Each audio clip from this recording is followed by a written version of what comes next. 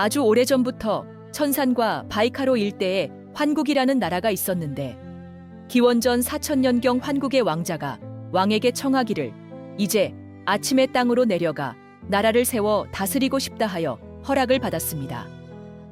왕자가 환국을 떠날 때 천문, 기상, 수리, 작물, 의학, 철기 등의 지식이 있는 많은 사람들이 그를 따랐습니다. 왕자의 무리는 아침에 해가 뜨는 방향으로 수천 리를 이동하다가 요하상류 홍산 지역에서 곰을 숭배하는 부족과 호랑이를 숭배하는 부족을 만났습니다. 그 지역이 나라를 세우기에 적합하다고 판단한 왕자와 무리는 한 곳에 터를 잡고 환국에서 가져온 기술을 농사와 각종 산업에 적용하여 사람들의 생활을 풍족하게 만들었습니다. 그러자 그 땅에 거주하던 곰족의 사람들도 왕자를 자신들의 왕으로 모시고자 청하였습니다. 왕자는 나라 이름을 밝은 해의 땅이라는 의미로 박달국이라 하고 왕의 호칭을 자신들의 뿌리 환국을 의미하는 환과 부족민들이 숭배하는 곰을 의미하는 웅을 합쳐 환웅이라 하였습니다. 박달국은 고대 사서에 기록될 때 한자 표기에 따라 배달국이 되었습니다. 배달국은 일대 거발한 환웅부터 마지막 18대 거불단 환웅까지 약 1600년간 유지되었습니다. 중국 고대사서 사기, 산해경 등에는 기원전 2700년경 동이족의 치우가 지금의 중국 땅 탕록에서 황제 헌원과 전쟁을 벌였다고 기록하고 있어 배달국의 실체를 간접적으로 확인해주고 있습니다. 치우는 배달국의 15대 치우환웅을 가리키는 것이기 때문입니다. 배달국 말기, 기상이변으로 홍수가 자주 발생함에 따라 백성들의 인명피해가 많이 발생하고 생활도 궁핍해졌습니다. 그러한 이유로 민심을 잃어서였을까요? 배달국 마지막 18대 거불단 환웅 때는 나라가 어지러워지고 정권도 약해졌습니다. 전국에서 많은 세력들이 권력 다툼을 벌이는 상황이 되었습니다. 그러다가 한 인물이 다른 세력들을 누르고 정권을 차지하였으니 그가 바로 단군왕검입니다. 단군왕검 초기에는 그를 환웅으로 인정하지 않고 도발하는 세력이 여전히 남아있어 정권이 불안정한 상황이었습니다. 그래서 단군왕검은 정권 안정을 위해 몇 가지 계책을 내놓았습니다. 첫째, 새로운 땅 아사달로 서울을 옮긴다. 둘째, 왕의 호칭을 단군으로 바꾼다. 셋째, 단군도 환웅처럼 하늘의 후손이자 곰신의 후손이라는 내용의 탄생 신화를 만들어 널리 퍼뜨린다는 내용이었습니다.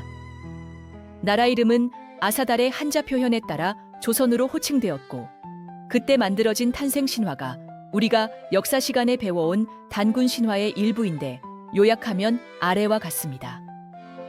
곰과 호랑이가 천재에게 사람이 되게 해달라고 청했는데 천재의 요구대로 동굴에서 쑥과 마늘만을 먹으며 100일을 버텨낸 곰이 여자로 변하였다. 웅녀는 천재와 결혼해 단군을 낳았다. 지금 우리가 모시는 단군은 천재와 웅신의 혈통을 이어받은 고귀한 분이다.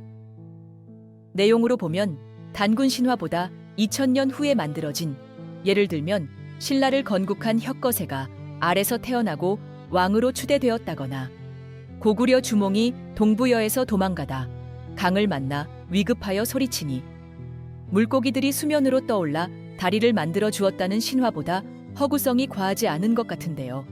그럼에도 우리는 신라와 고구려의 존재는 부정하지 않으면서 단군의 실체만 의심하는 것은 일본이 만들어준 식민사관으로 역사를 배운 탓 아닐까요?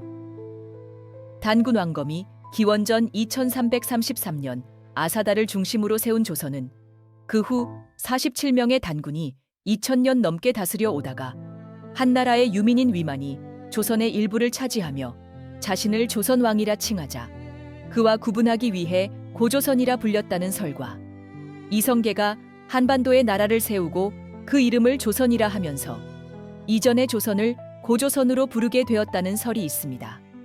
고조선 후기 44대 구물단군은 연나라의 잦은 침략으로 나라가 쇠약해지자 국력 부흥을 기치로 내걸고 나라 이름을 대부여로 바꾸었으나 형편이 계속 어려워지자 고조선의 마지막 47대 고열가단군은 임기 중 자진 퇴위하였습니다. 그 후 여러 명의 제후들이 몇 년 동안 나라를 공동으로 다스리다가 북부여의 해모수를 새로운 단군으로 추대하였는데 그때부터 나라 이름은 북부여가 되었습니다. 북부여 6대 고무서 단군이 기원전 58년 사위인 고추모에게 단군을 물려주었는데 그로부터 20년 후인 기원전 37년 고추모는 나라 이름을 고구려로 바꾸었습니다. 지금까지 기술한 내용 중 허구적인 부분이 다소 있으나 나라 이름과 연대는 제야사학자들이 밝혀온 내용을 크게 벗어나지 않습니다. 정리하자면 우리 민족이 세운 나라는 기원전 4000년경 배달국부터 고조선, 대부여, 북부여를 거쳐 고구려로 그 명맥이 끊임없이 계승되어 온 완전한 역사의 연결체입니다. 다만 그동안 우리를 지배해온 조선시대의 사대사관이나 일제의 식민사관으로 진실이 덮여졌을 뿐입니다. 역사는 민족의 혼입니다. 역사를 잃는 것은 모든 것을 잃는 것이라고 합니다. 중국이나 일본 등 주변 강대국들은 없는 사실까지 만들어내고 있는 것은 더욱 날조하여 자신들의 역사를 확장해 나가는데 우리는 스스로 역사를 축소하고 왜곡하여 후손들에게 열등감과 패배의식을 심어 오지 않았나 반성해야 합니다. 어려운 여건 속에서도 우리 민족의 역사를 되찾기 위해 애써주신 많은 분들께 고개 숙여 감사의 인사를 올립니다.